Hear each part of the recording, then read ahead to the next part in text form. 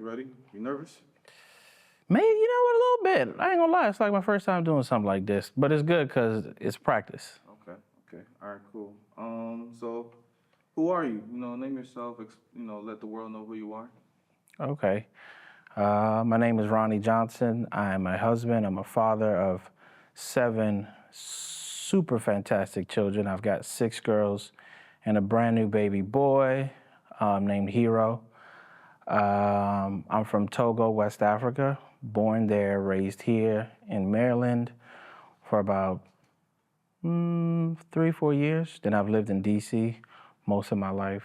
Went to school in DC, went to college. I am currently a private chef, and I have my own catering business. So yeah. So, what does being a father mean to you? What does being a father mean to me? Being a father, first word that comes to my mind is an example. I believe that a father is an example of what he teaches, how he walks, how he talks, how he acts, how he handles situations, how he interacts with different people. Those are the things that children hook onto the most. In my personal experience as well, when I look at my kids, when I'm sitting on the couch and I'm doing something, I see how they act when they play with their toys. Being a private chef, when I see how my kids, play cook, when they get mad at something and they like flip their toy, and I'm like, hey, you can't do that to your toy. And then it's just like, in that quick instant, I remember, oh man, I might have flipped a pan or two when I was mad. So makes sense. But yeah, when I think of a father, I think of an example. Okay. How important to you is it to have a relationship with your children? Having a relationship with your children is the most important thing in your relationship. I said when I say with your children, like you can say like with having a relationship with my children. Okay, got you. So having a relationship with my children is an extremely, extremely important thing for me personally, because I grew up without having a father in the household. And for a very long time, I yearned for a relationship with my father, not knowing him, trying to figure out where he was. And that missing piece had a strong impact on my life. So the relationship that I have with my kids is extremely detrimental to me, because I know that the impact that I want to impart on them is not just for them per se, but it's for me also. It makes me a better person. It makes me want to do more for them in every aspect, in every way. For the record, you said my relationship with my kids is extremely detrimental. That's not a good thing. I know. Don't worry, we'll put a better word on the time. You're good. We get what you're saying. So, answer this question. Actually, I'm gonna fix something out real quick. I knew. I was like, did I just say detrimental? And I meant. It's all good. So, what is the most exciting part about being a father? The most exciting part about being a father is the laughs. I think just sitting down and like watching the silly things that my kids do is like, it's so warming.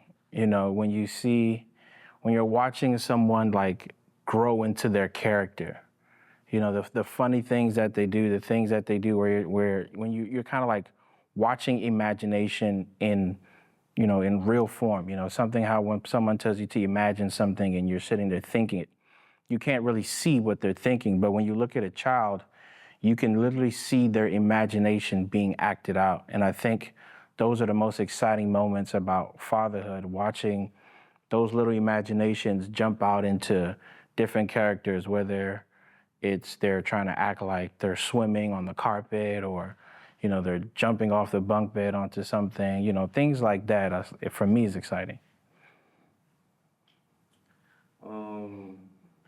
What do you feel you struggle with the most being a father? What do I struggle with the most being a father?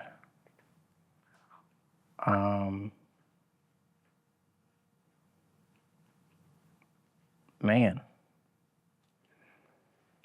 I think That's a good question.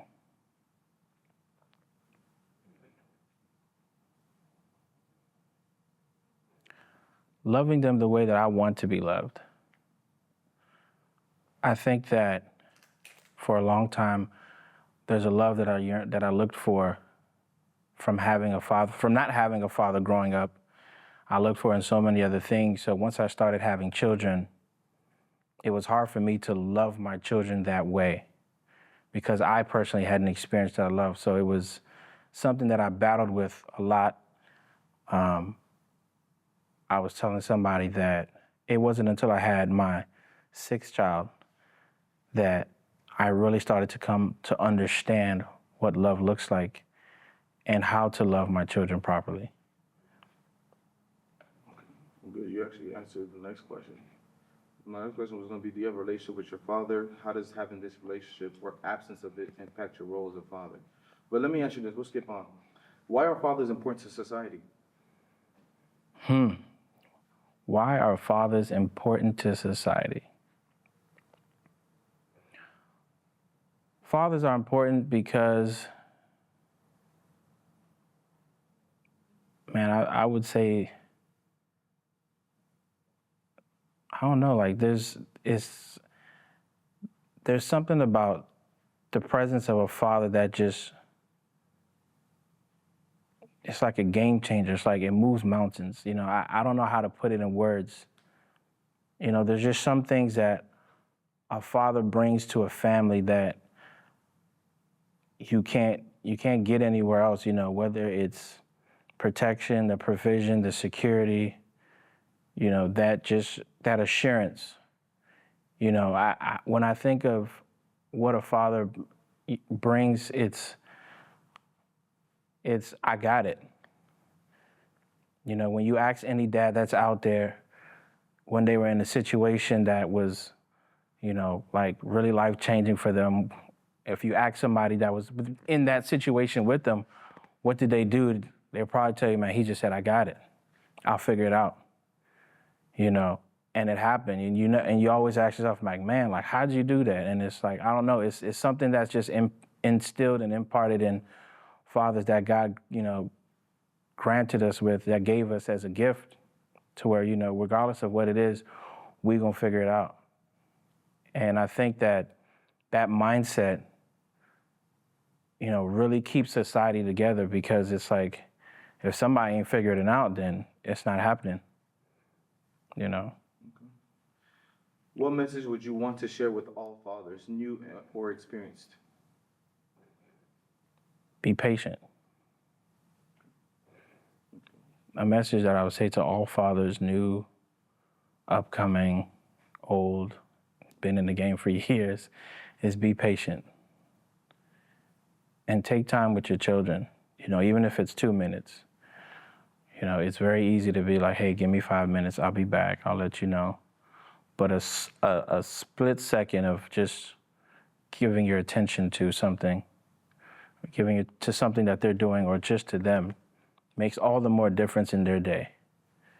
You know, I've come to realize day by day when I stop and I spend 1 or 2 minutes to look at a silly drawing or watch one of my daughters do a flip. The flip may have no flip in it. She may have literally moved 2 feet. But to her, that time that I took to just look at it, you know, can fulfill her whole day. And I say be patient because, especially for the fathers that didn't have one, you know, there's no playbook for it. You know, your children don't understand what you may have gone through, but at the same time, if you are patient, you'll understand love each and every day. You know, my children each and every day teach me how to love them properly. And I think that's one of the most important things also. So, yeah. When your children are older, and if they were to see this video, what message would you like to deliver to them? I love my Super 7. I think that the message I give to my kids when they get older is, you guys made me the man I am today. And the man that you get to know even when you're older couldn't have been that man without you guys. Yeah. How do you balance the responsibilities of fatherhood and marriage? Woo. Don't worry, you're almost at the finish line. How do I balance the responsibilities of fatherhood and marriage? And not easy. I say prayer and communication. Understanding the role that you play in both. Sometimes you can, the two can overlap. You can be a dad so much that you might turn around and try to be a dad to your wife and try to delegate everything, forget that, oh, wait a minute, this isn't one of the kids, this is my wife. Or you might look at your kids and be like, hey, your expectations for them might be so high, but then you forget that, wait, these are my kids. They're not supposed to be doing this, you know? But prayer, you know, I would say putting God first, I'm coming to realize it's the most important thing, because you can't do either or without that. What do fathers need? What pressures do you experience and how do you deal with them? Fathers need community of other fathers. I think a lot of times dads do it too much by themselves. You know, and when I say community, not just the occasional, oh yeah, you know, you guys go out with your boys and just have drinks. Like, no, but real community where you sit down. Fathers need a place to be able to really open up and express themselves, because even if you have a significant other, even if you're married, sometimes, you know, and not because they can't, but there's just some ways that we as men, we as fathers can express to each other and be able to pull certain things out of each other that we may not necessarily always with our significant others, you know. And a lot of fathers are by themselves in a sense where there's so much inside of them that they haven't let out because they're so busy in the I got it stage, you know. So in that aspect, community is the strongest thing that I believe will help fathers out. In what areas have you grown from your first child to your most recent child?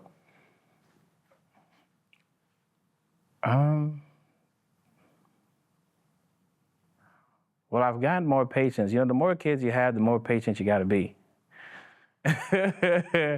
You know, when you have one kid, it's kind of like, oh, okay, I got one. I can run around, you know, I can chase you around. And then you got 4 and 5, and you got to be like, oh, man, like, you're getting tugged all different ways. But yeah, I always say this patient thing. I'm such an advocate for patience when it comes to being a dad or even being a parent, because it's so important. You know, that's one part of me that has really, really grown exponentially, you know, is my patience. You know, being able to have a child who is super excelling in school, you know, and then have another child who wants to be super excelling but maybe having issues.